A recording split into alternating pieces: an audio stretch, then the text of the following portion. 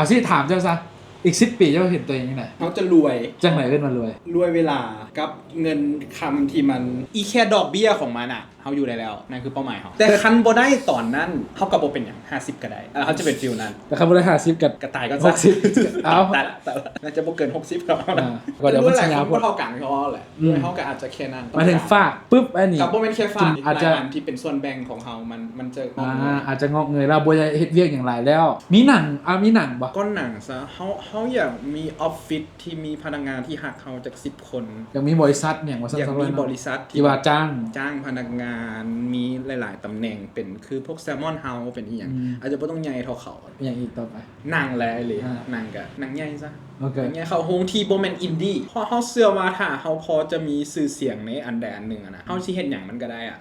เฮาสิมาเฮ็ดอินดี้น้ำหลังกระทันเฮ็ดอินดี้ตอน55ก็บ่เป็นหยังได้บ่จะบ่เอาอินดี้ไปกู้โลกอ่ะล่ะ